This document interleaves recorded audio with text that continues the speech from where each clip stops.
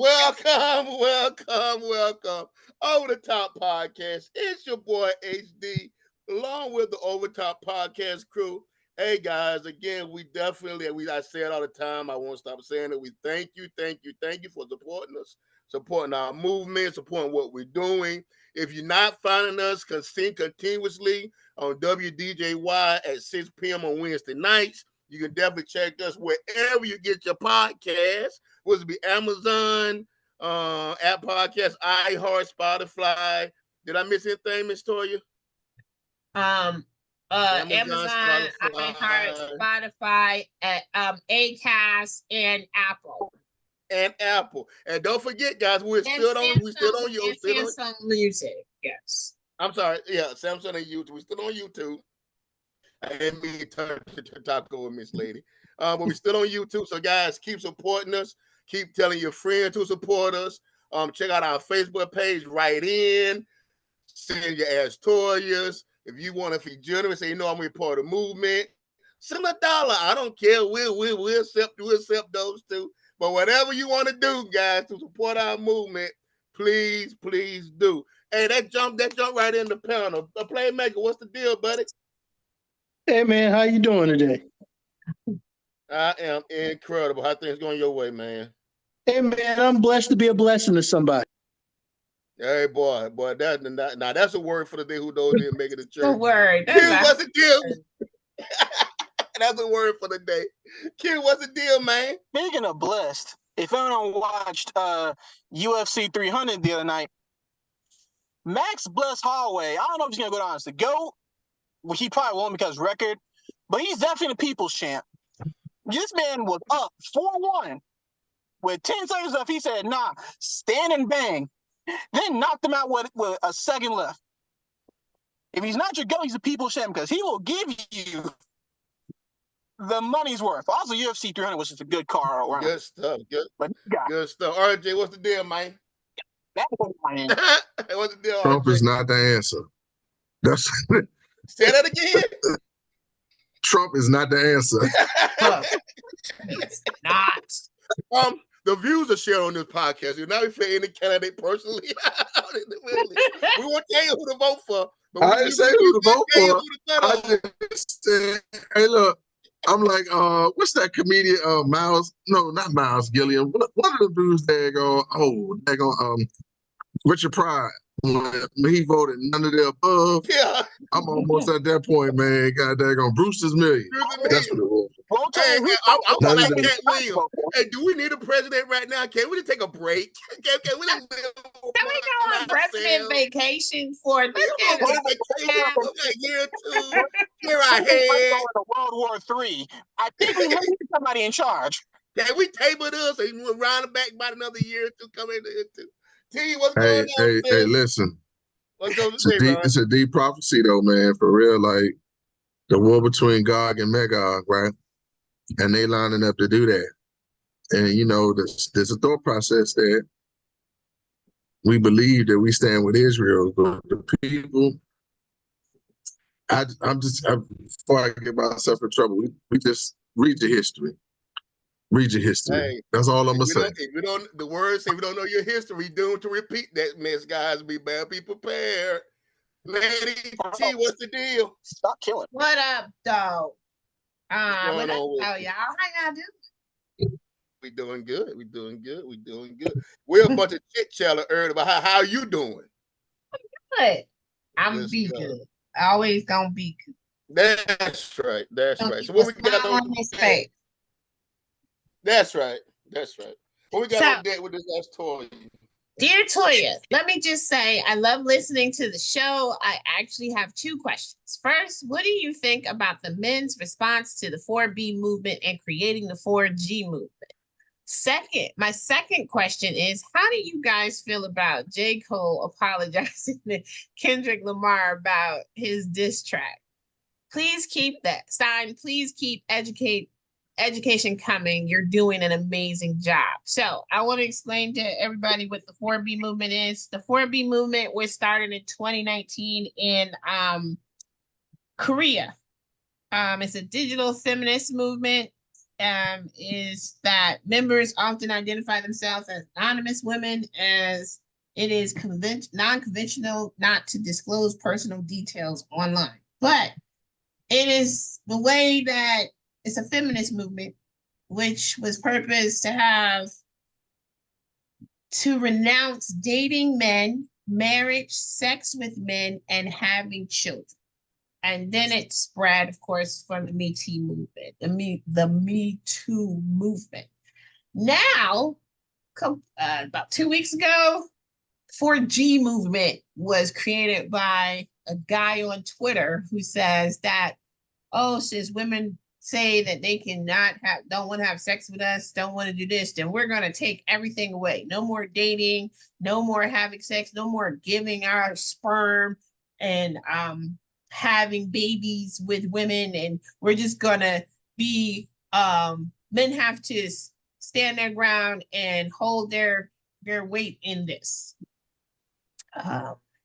This was created by a Black man. That part is what the problem is. Okay.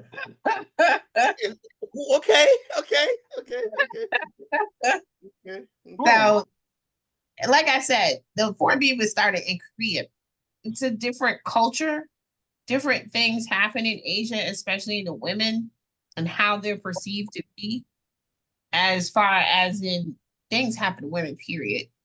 I don't want people to think I'm saying things don't happen to women, but this is why Korean women started this movement. Okay. Q, what's your let's go with our younger generation. Q, what's your thoughts on the 4B, 4G movement?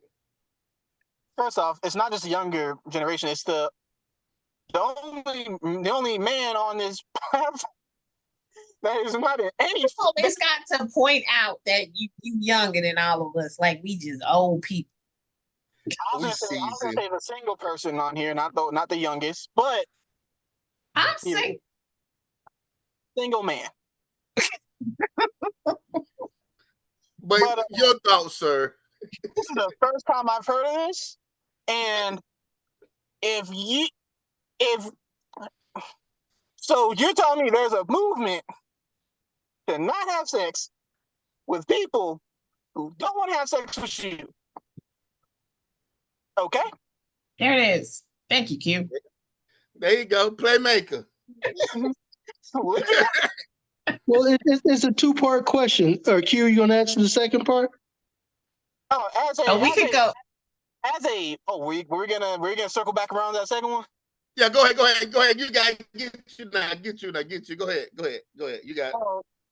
As an avid fan of all things rap, J. Cole simply saw. J. Cole thought, "Hey, we doing this for exhibition. We doing this for fun. We having fun rap beef." And then someone told J. Cole, "No, these people are serious. These people about to start dropping receipts, dropping people's wives' names, and J. Cole's just in it for the sport." So yeah, J. Cole paused because J. Cole knows he does not want to. This is not a bad thing about J. Cole. J. Cole knows he actually does not want to problem. J. Cole is non-problematic. The only time J. Cole becomes problematic is when he accidentally says something insensitive. And he apologizes for that when people say, "Hey, J. Cole, don't say that." J. Cole was out here trying to have fun. Now, since then, Drake dropped this track. Ross dropped this track. Drake gonna have another diss track. Kendrick ain't dropped yet. Everybody done.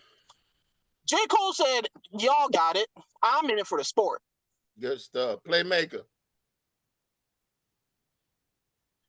It's interesting because, I'm a huge rap fan and I followed, some of the rap beefs throughout history.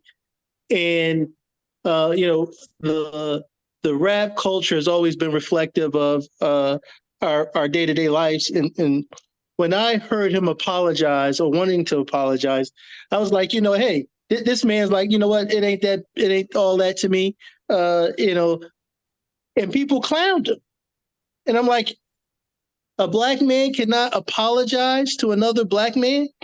I understand the context of it, but if you boil it down to the smallest compound. He's like, hey, it's not that serious to me. I don't want to get out of character. I don't want to be, beefing. I want to be more positive. And then people got a problem with that. So it was really surprising to me that, people are going after him for apologizing for his poetry.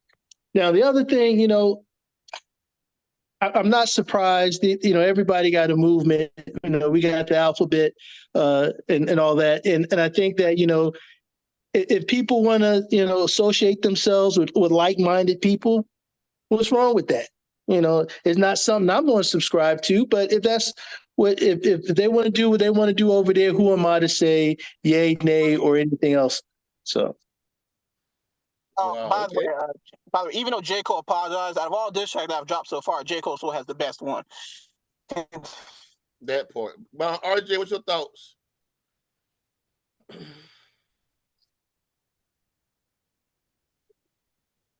Man, we gotta have time out for these culture wars in terms of the way that they try to pit men and women against each other, man, because it's not necessarily, to me, a man-woman issue. It's a issue in which people benefit from espousing certain views. So the thought process is an implicit focus to sway the pendulum, but also a lot of the people who facilitated these things to be a part of our culture are things that, out of politics, quote unquote, of mutual destruction. Like, we're not even realizing that this was birthed out of the women's lib movement. Yeah, Gloria Steinem said she really realized what she had done was wrong. And if you go further into the J. Cole and link J. Cole and brother, I can't even think of the brother's name. What's the brother's name? His name? The other brother? Kendrick Lamar. Kendrick. The sport of rap in and of itself has always been about who's the best. So when MC shared the stage, they competed. But the thought process, the politics of mutual destruction, we are so quickly led into places where we will destroy one another without a thought. Yet and still, we don't exercise the same access and the communal protection of our communities as we should. And I'm gonna put something out here, a little bit off topic, but it's deep. A sister opened a bookstore in Raleigh, a beautiful bookstore that was meant for African-American kids. Yeah, that bookstores get ready to close down because there have been people that have been essentially threatening this lady and terrorizing her and her family because nobody will effectively stand with them to support the fact that that's art. Those are their books. They have a right to preserve that history and then present it to the people.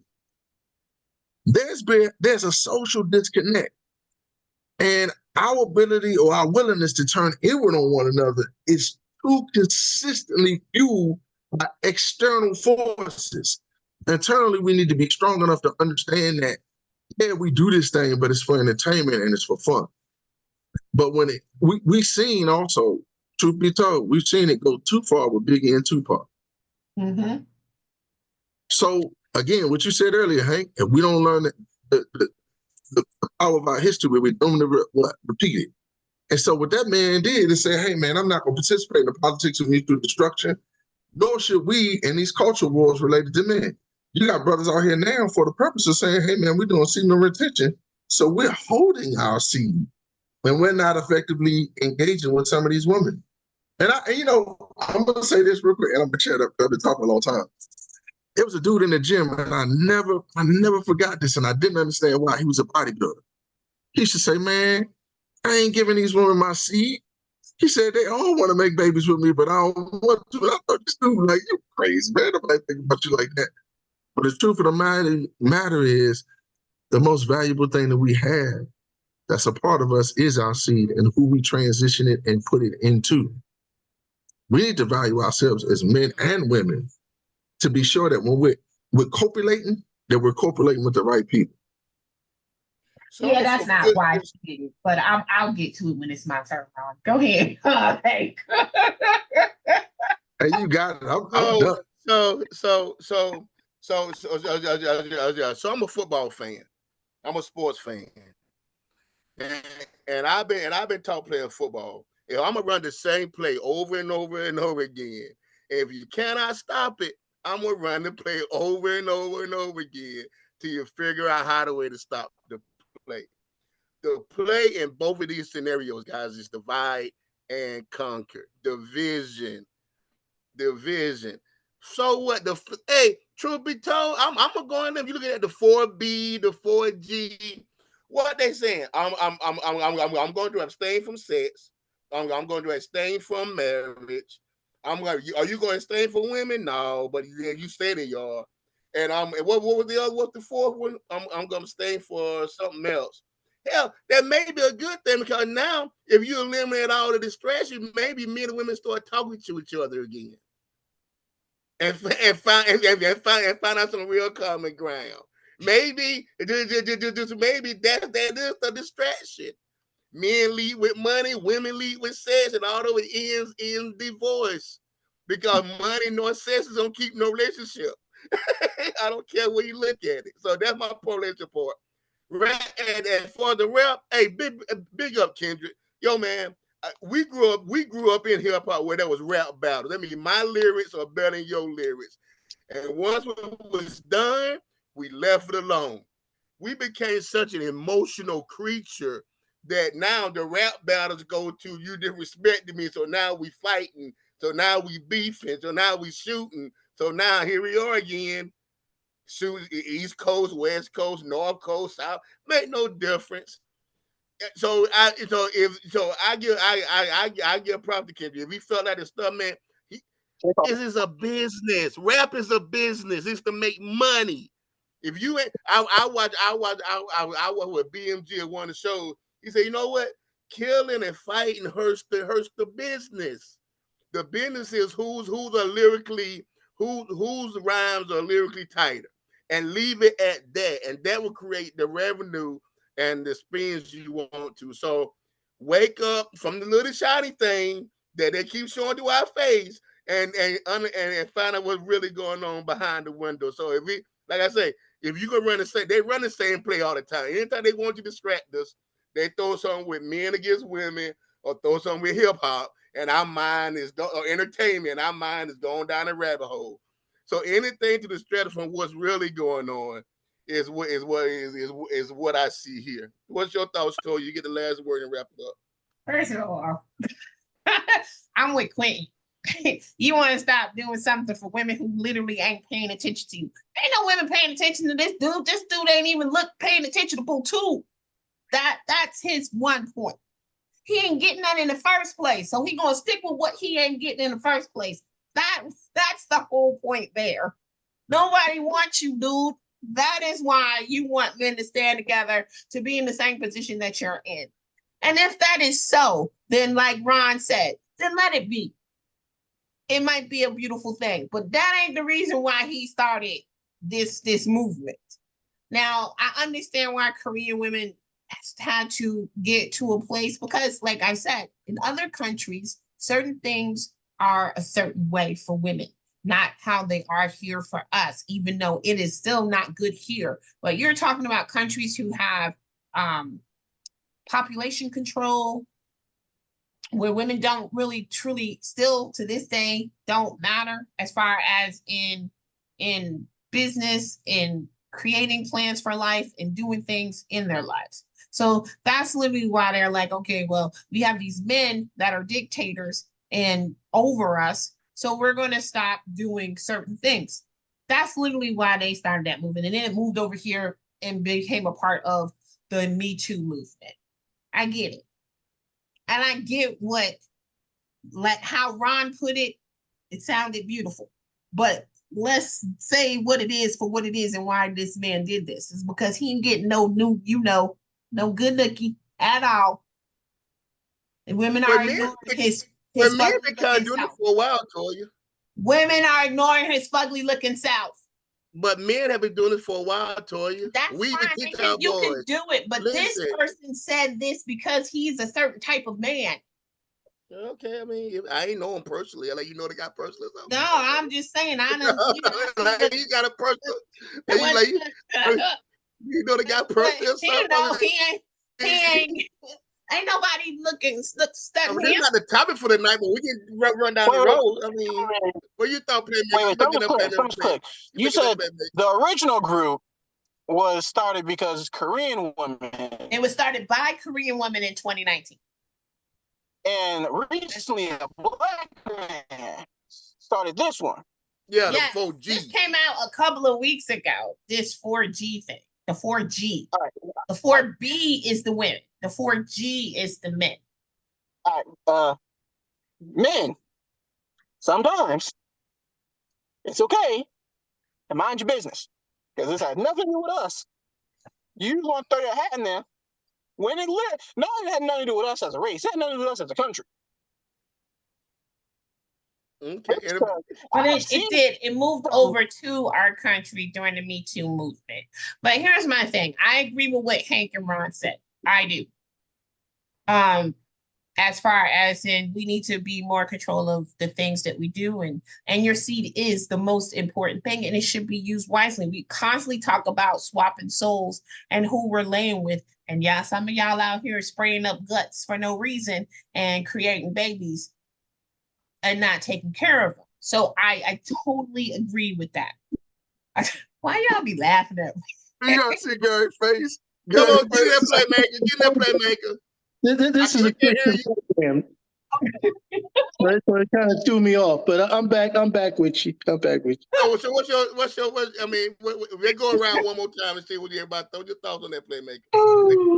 My thoughts are still the same. I think the distraction piece is definitely worth exploring, Yes. but at the end of the day, do what you want to do, and you ain't got to join the group to do it. I mean, just do whatever you want to do and be done. The sister that facilitated the Me Too movement, though, I'm not like, but I'm not a sexual harasser, but I wouldn't have sexually harassed her. So I mean, why would we? Harassing this man? That ain't why he want to keep not have sex. He think if he withhold, somebody might be upset by it. Nobody. I'm not disputing what you're saying, Toy. I'm not saying you wrong or right. I'm just saying, man, now that's offensive. to each his own. To each his own. To each his own. So That's my thing about Kendrick and J. Cole. So here's my perspective on Kendrick. Y'all know I love them both. I don't even know why Kendrick came out with his diss in the first place. I didn't think there was any beef or anything like that, and I really didn't hear too much like it was and when J. Cole came back, it was like, oh, okay. Lyrically, they're both amazing. But they're both grown now, and they are in different stages of life as far as their grown manish. J. Cole is like, okay, I got a family, I got, a wife, I got kids, and I'm trying to build generational wealth. That is like he's thinking and standing in your apologies. I don't understand why that is such a problem for us. Being accountable for actions and then apologizing for something is grown manish. And I appreciate that. Because if we think about it, if Biggie and Tupac, who were friends first, could have just stood in their apologies and been grown men, we would still have two of the best rappers of all time still alive. But that's a Diddy thing too. So there it is. Where can I find you on the Ask Toya? I'm not even touching that with Diddy. I'm not touching that with Pete. We are having an Ask Toya show that we coming up that we'll have some Diddy questions. We may have Diddy questions then, but we have Diddy alone. Also, tomorrow I will send. Monday, April 15th, I will do our promotion for our Mother's Day promotion. It will be on all platforms. You can reach me at Ask Toya, TOIA74 at Gmail, Ask Toya on Facebook. And I will give out all the information about our Mother's Day promotion coming up. Thank you all. Keep the Ask Toyas coming. Good stuff, guys. We're gonna jump in and win a little on that story, but I thought that was good content. So I mean, we want to bring you guys the latest and greatest and the best. But tonight we're gonna jump into medical trust. I know we talked about before. We talked about trust of the police. So now we're gonna jump into the medical part of it. So the original COVID and COVID booster shots showed a very interesting view of some blacks in the black community have on the medical field.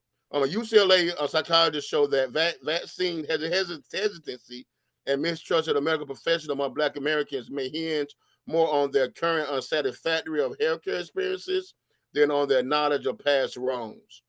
Black respondents expressed their less trust in the medical professionals and reported significant fewer positive experiences with the healthcare system than their white counterparts.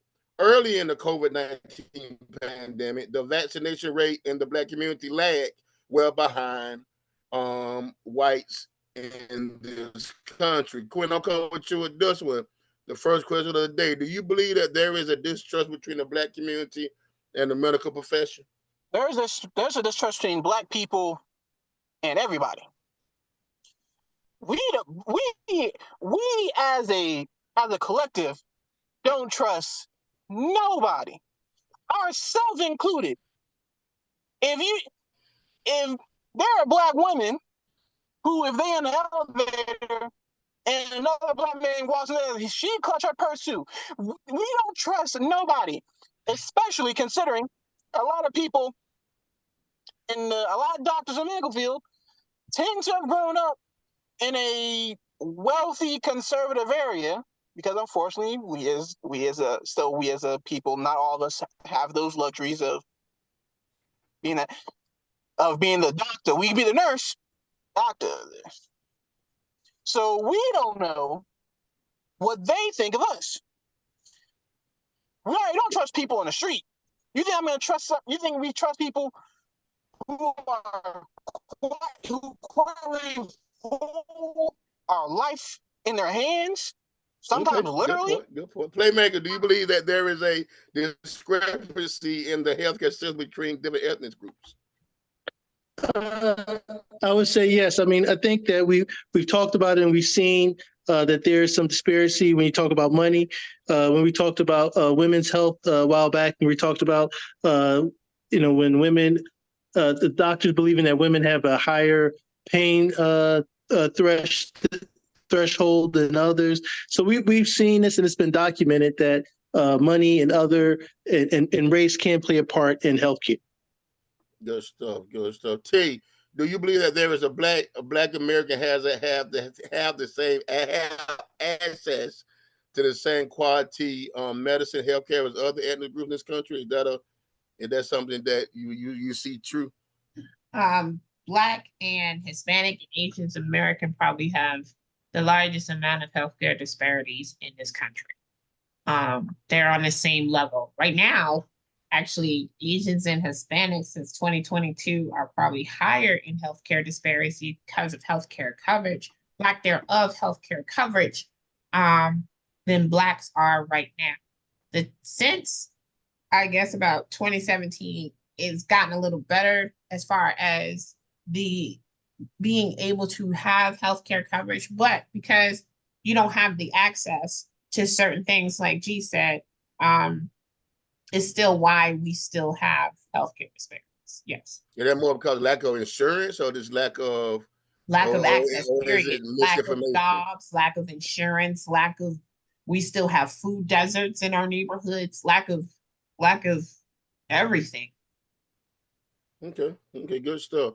Hey, Ron, I'm going a little different. And looking back over the COVID and how it was handled by our wonderful government, did that play a role in the low vaccination rates in the Black community, or you think that's a factor? Because they did fumble. It was a lot of fumbling and misinformation out there, drinking Clorox and all kind of craziness. Do you think that played a role? Hey, man, listen. I have a debate with one of my friends, man, at least once, twice a week about various different aspects of healthcare, our community at large. And one of the things that we talk about often is how President Trump mismanaged the COVID outbreak. how he dismantled the Obama era pandemic office, and how he essentially moved that money around and basically left America exposed. And in all true honesty, our history is deeper than we think, because there's been forced sterilizations. There have been a number of times where we've been the subject of those experiments. Henrietta Lacks cells are still being used as a part of discovery, when they never really made her aware that they were taking her cells from her uterus and using them, and she died from cancer. The reality is that we live in a space where we can't truly trust our government. They don't mean us well, and at times, and it's hard to really come to grips with that. And I think that's one of the things that, if we really are being honest with ourselves, causes us to feel disenfranchised. And there's another part of this that's deeper. When you think about, I think President Truman had talked about universal health care. And so we're talking World War I, World War II. Most developed countries throughout the world have universal health care. Mm-hmm. Now, there's a premise that they didn't want to give universal health care because they would have to give it to African Americans. Mm-hmm. So that's why we are looking at a balance that, okay, we'll pay, you have to pay the first $5,000 and then we'll pay the rest. But I shouldn't say most people, but a number of African Americans generally don't have that $5,000 to throw at that particular bill. And that's why we shy away from doctors. It's an economic situation. They've essentially created a permanent social, how can I put it?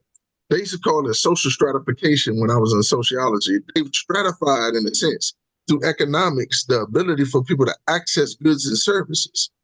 And so that's why when you hear Trump saying Obamacare, we want to destroy Obamacare, at the core of it, them destroying Obamacare and facilitating these things with COVID, who were the number one purveyors of death?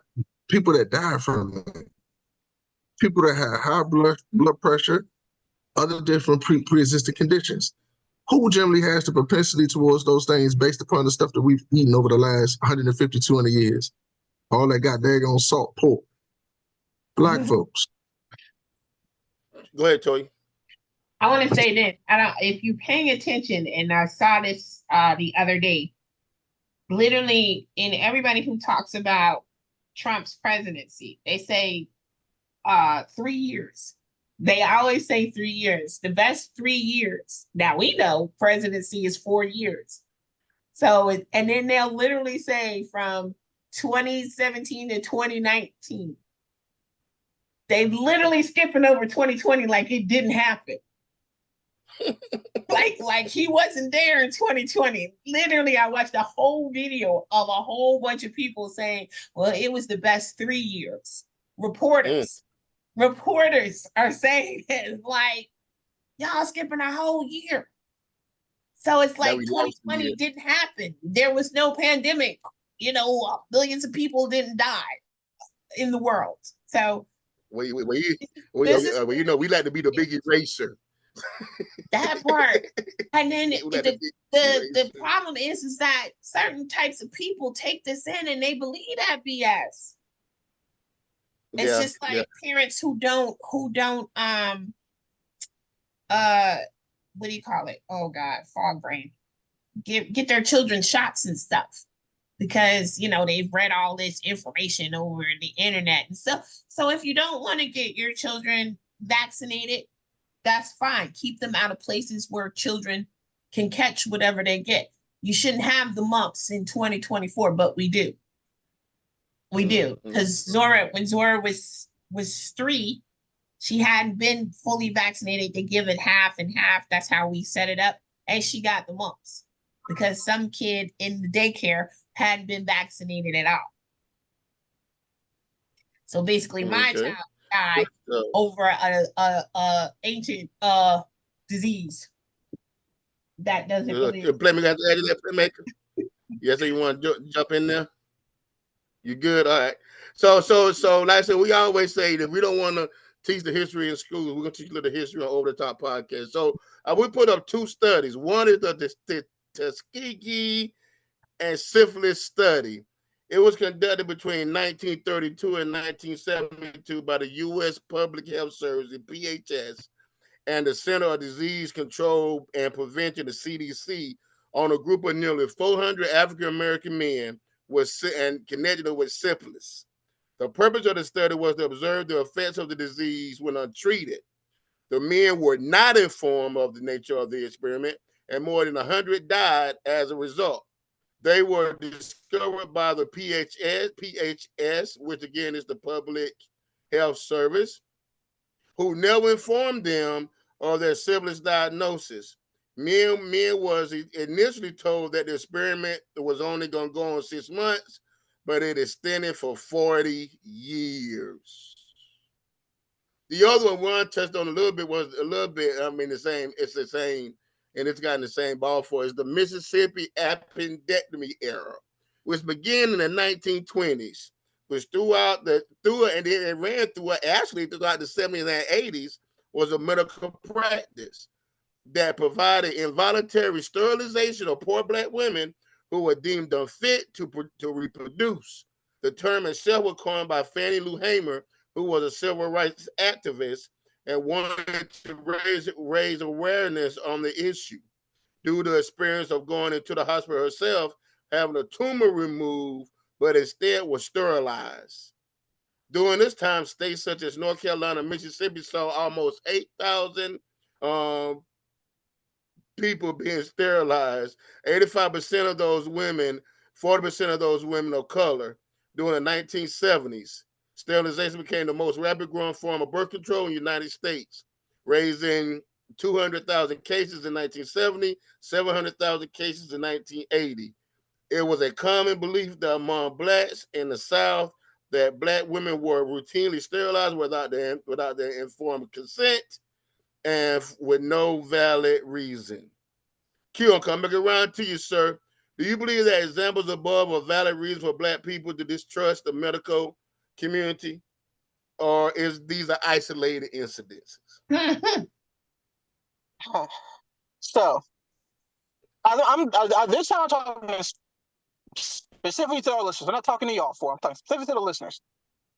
To the listeners, I'm pretty sure none of y'all have heard what this is, because especially people my generation, because we don't read.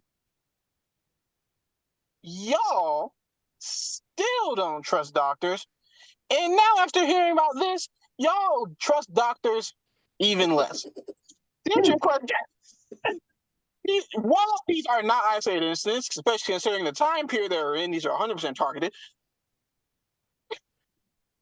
My generation wouldn't trust doctors regardless of this information. Okay. Tio, come with you. Because of the unless your family member is actually a doctor, which in this case, yes, you have insight. It's like trusting it. It's like being a family member of a teacher. Okay, I'm going to give teachers leeway. Okay, good stuff, Q. Good stuff. T, because of the mistrust, some believe that they can self-medicate or use alternative medicine as the way of dealing with certain illnesses. Do you think that that's a safe way or a productive practice to self-medicate? So first of all, holistic medicine is real. If we are doing things holistically and we are getting, so a lot of our holistic top doctors are now gone for a reason. Dr. Sebi. Whereas we didn't need, he was giving us things that, and I've used a lot of Dr. Sebi practices over the year, things that he does. I do look into holistic medicine as a add-on to what can help me. Anything natural, because when we came here, that's what we had. That's all we had. We had what our ancestors were taught while they were still across the pond, across the water, across the water. And they brought that medicine into place. And this is why during slavery, a lot of Black women were also used and cut open and gutted out, because they would help. A lot of Black women helped a lot of doctors during that time.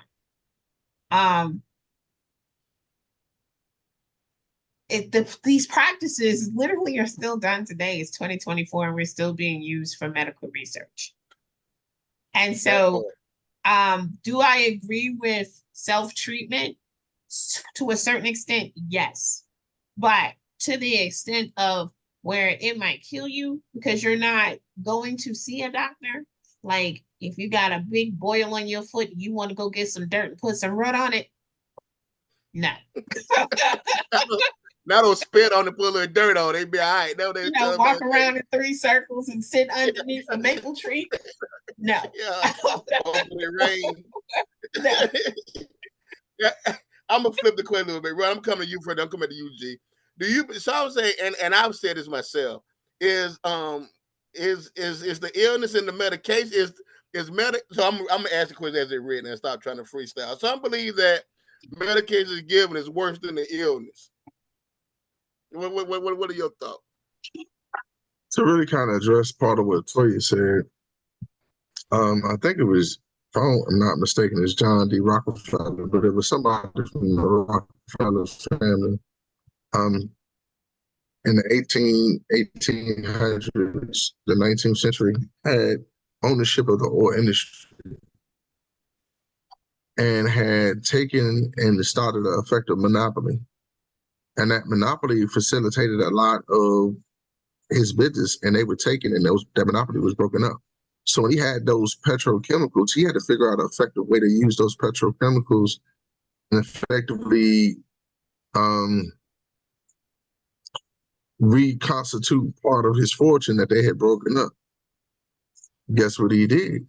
He took those petrochemicals and introduced them to the pharmaceutical industry. Then he went to the medical schools and got rid of the holistic healing and facilitated a new way of learning induced with these petrochemicals that were the medications that they use now to this day. So if you really think about it and ask yourself, one of the reasons why we end up having a lot of situations where we deal with cancer, wouldn't you think that being exposed to petrochemicals and additives into your body instead of holistic things and natural things like sea moss, apricot kernels, things of that nature, wouldn't cause you a problem? And I seen a study where this sister said something that was really dope. She said, man, my mother had stage 5 cancer. And with the stage 5 cancer, she was facilitated and given apricot kernels to her mother. And her mother went into remission. When her mother went into remission, they asked what effectively she was receiving along with the cancer treatments. And it was the apricot kernels in conjunction to that. So when you start thinking about like where we are, there are a lot of holistic things that can help us and solidify us as human beings. But these petrochemicals, Glaxo, and Pfizer, whatever the hell that damn company is, those companies got rich with COVID. I'm sorry, guys, but they got rich during COVID. Yeah, Pfizer. They got rich. You know why? Because they was pushing drugs, just like drug dealers. So let's be real about this thing, man. The American healthcare system is not about getting people well. It's about pushing drugs and chemical concerns to make money. Okay. Blame, I'm coming through it. I'm gonna come make sure I try to take it to another trajectory. What are some of the things I know, and great valid points on that, because it's true. But what are some of the ways that we can deal with the medical community to ensure that we get proper treatment? What are some of the things we can do to make that happen? I mean, 2 things come to mind. The first thing is do some research. Kind of have an idea of what procedures are available and what procedures intake, what kind of medicines are available, what kind of holistic medicines are available, and have the conversation with your doctor. Just don't go in there blind and not knowing anything. Take some time, do some research, ask questions. And then the other thing I would say is find you a healthcare professional that you trust and have a rapport with. I was talking to a friend the other day, and they're like, they really didn't care for their doctor. I was like, oh, well, why are you going to that person? They're like, well, they've been going to him for the last 15, 20 years. I was like, well, if you don't trust them, you don't feel like they're a good doctor, find somebody that you do trust. Right. Right. Good stuff. Good stuff. So according to Pew Research, Black Americans offer a misassessment of the programs progress that have been made in the health care of Black people. 47% say health outcomes for Black people has gotten better over the past 20 years, while 31% said they've stayed about the same, and 20% believe they've gotten worse. Less access to quality medical care is the top reason Black Americans see contributing to general worse health outcomes for Black people in the United States. Share almost their factors as playing a role in including environment issues, quality problems in Black community, and hospitalizations and medical centers giving low priority to the well-being of Black people. 55% of the companies of the community say they have had at least 1 to 6 negative experiences in the medical experience, including having to speak you into getting a proper care and being treated with less respect than other patients. So what Pew's saying, it's had some say have gotten better, but a Black person have experienced 1 to 6 times had a negative impact. T, I'm coming with you with this, so I'm gonna circle back around. Do you believe that there has been an improvement in our healthcare outcome over the past couple of years in our community? Nope. I'm sorry. Nope. We're still being, especially I can speak as a woman, we're still being looked at as a certain way.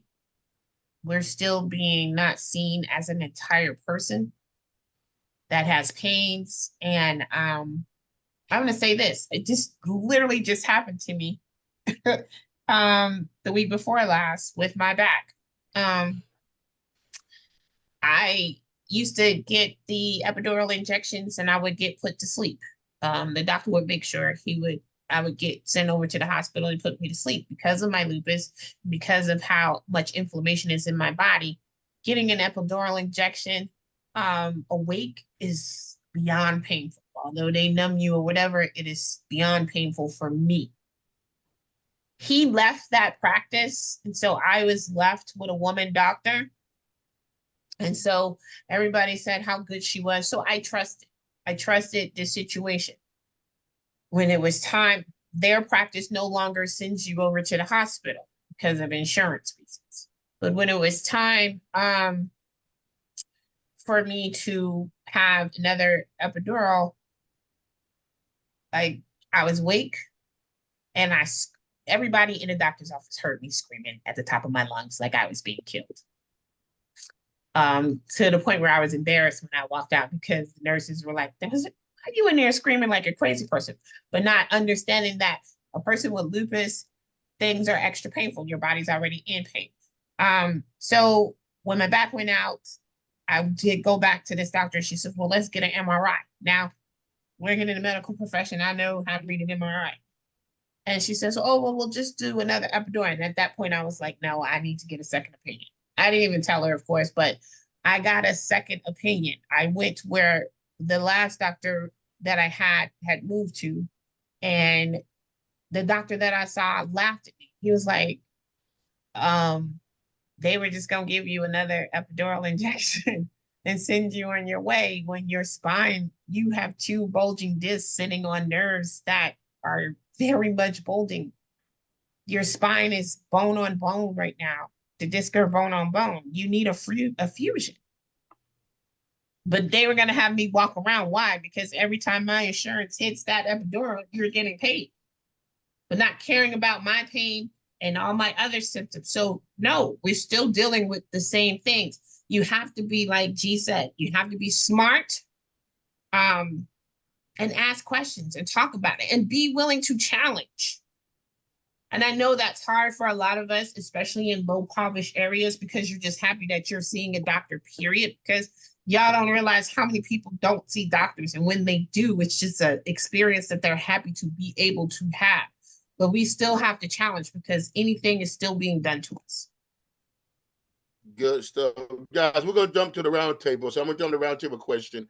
And I'm going to start out with Quinn. They're going to be the same question. We got about 5 to 6 minutes left. So they kind of keep the answer more laser. I think you guys are great with that. So we all want to end something positive, end with a solution base. What can we do, or how can we improve the relationship between the community and the medical profession? Q, let's start with you with that. Let's get something positive going on. Instead of sending your children, instead of sending your undersized children to the weight room or to these sports camps or the basketball camp, send them to the library, put their face in the book, and let them become a doctor. Your child in high school is 5'2", and he has hoop dreams. Tell him to put on a surgical mask, get the stethoscope, go to Harvard, and get that doctorate. I'm tired of failed athletes become trap stars. Excuse me, guys. I know y'all watching me roll my eye. Proud father moment. Proud father moment. Proud father moment. Proud father. Thank you. Put the ball down and pick up a daggone stethoscope. There we go. Playmaker. Same question. I think Toya hit it on the nail. Is don't be afraid to ask questions, but in order for you to ask questions, you got to do a little bit of research, do a little bit of groundwork, and just go in there prepared to have a conversation. And if the doctor is not saying things that you believe to be true, don't be afraid to get a second opinion. RJ.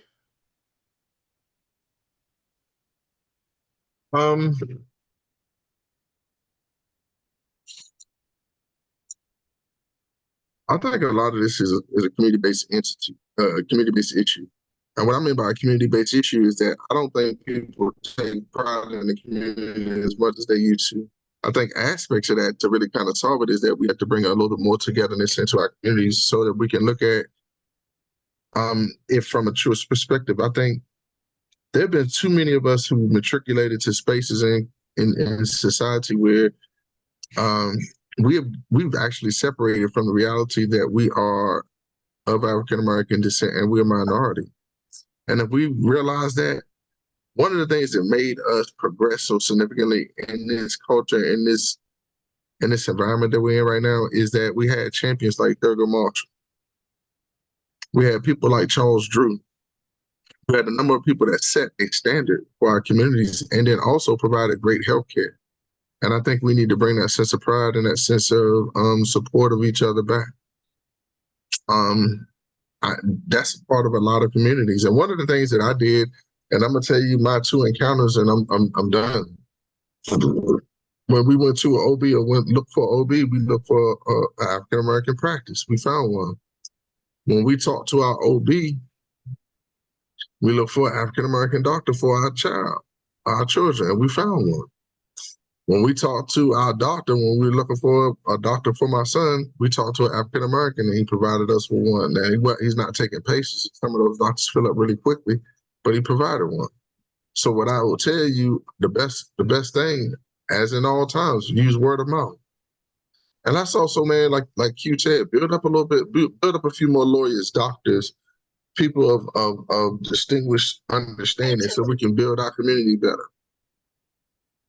Good stuff, guys. Hey, we want to start a conversation. Go with your people to the doctors. Ask the questions that they scared to ask. Get in the doctor's face and ask the hard questions. And we hope you guys have continue to become more of a healthy. We become more of a healthy community going forward. Playmaker, your last thoughts on this and your last words for the night, sir, We about got a minute and 50 seconds left. So last Um, thoughts, last words. so even though maybe some challenges out there, I still say going to the doctor and early detection is the best thing. So don't be discouraged. Toy, your last words. I'm with Ron. Support Black doctors. Support. If we get back to our own, then we'll become healthier. Good stuff. Q, last words. So I gotta make it quick. LeBron is now the oldest person to average 25 points in the regular season. The previous person was LeBron, and the one for that was LeBron, and the one for that was. Are you getting the point?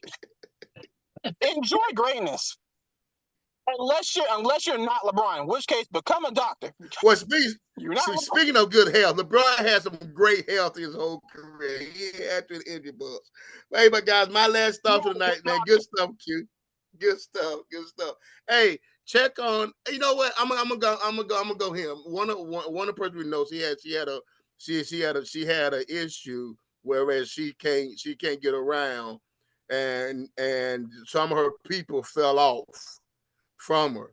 Hey guys, be aware of people that's around you when you up, and be aware of people around you when you're down. Because you will tell your true friends when you're down who's still around you. You would definitely tell me around you. Hey guys, great show. Thank you for tuning in. And guys, like always, man, your next move be the game changer. Peace.